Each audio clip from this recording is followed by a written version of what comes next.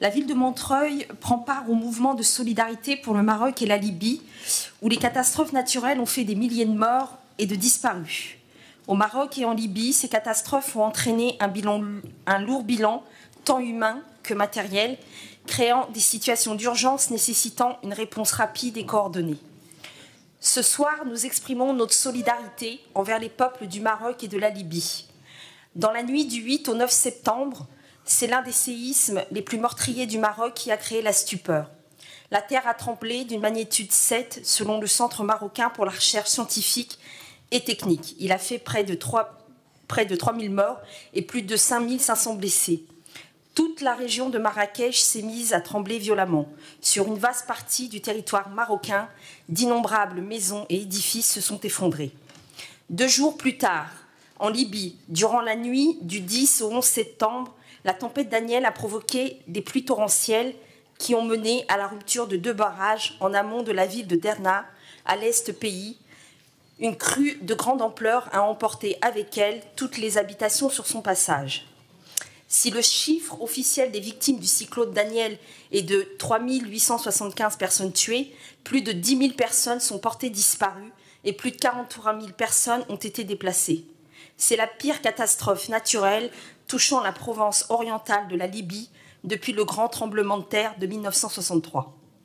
Au-delà des drames, ces 2 catastrophes posent des questions en série, climatiques et ou politiques. D'abord, c'est une alarme de plus quant à l'urgence d'agir pour lutter contre le dérèglement climatique dont nous portons une part incontestable de responsabilité.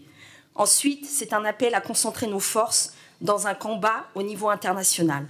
Enfin, c'est un questionnement profond de l'inégalité à laquelle sont confrontés les peuples quand ce sont les régions les plus pauvres qui paient le plus lourd tribut. Nous vous soumettons au vote 2 délibérations d'aide financière d'urgence.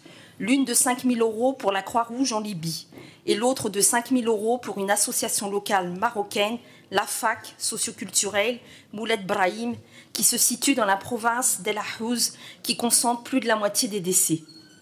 Les fonds recueillis seront destinés à soutenir les efforts humanitaires d'urgence en coordination avec les ONG et associations locales déjà présentes dans les régions touchées.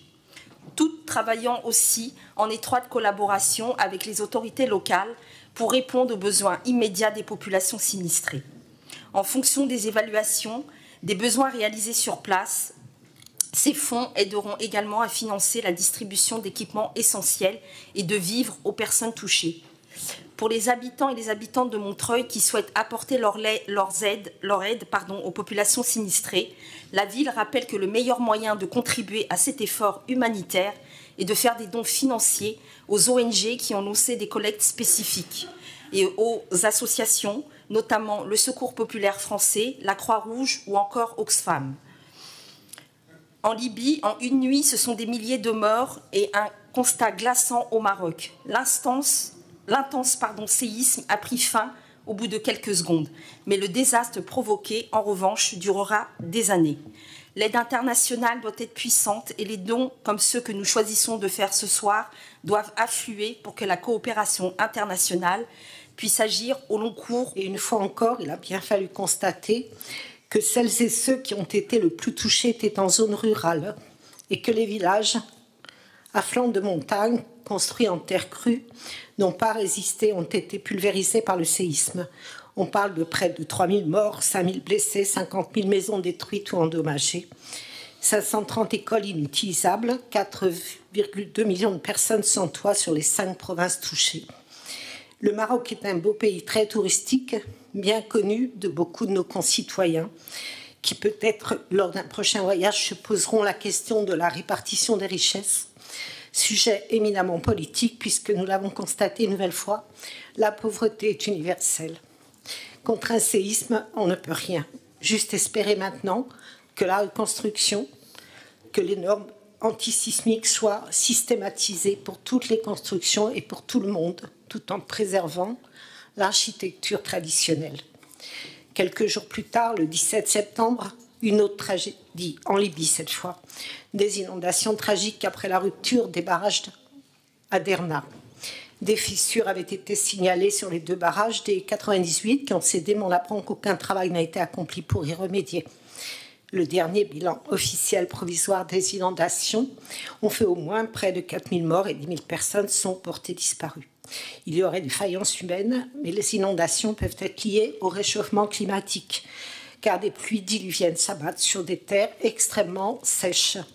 Si on ne réduit pas nos émissions de gaz à effet de serre, on risque de voir ce type de catastrophe naturelle se produire de plus en plus. Selon l'OMS, les pluies torrentielles ont touché 1,1 million de personnes. Beaucoup de gens vivaient dans des conditions précaires. Et la Libye est un point essentiel pour les migrants en route vers l'Europe qui ont été, eux aussi, affectés par les inondations. Accompagner, sécuriser, fournir de l'eau, de la nourriture, des produits d'hygiène et de mise à l'abri est une urgence absolue. Je mets aux voix la délibération numéro 5. Contre, abstention, unanimité. Je vous remercie. Je mets aux voix la délibération numéro 6. Contre, abstention, unanimité. Je vous remercie.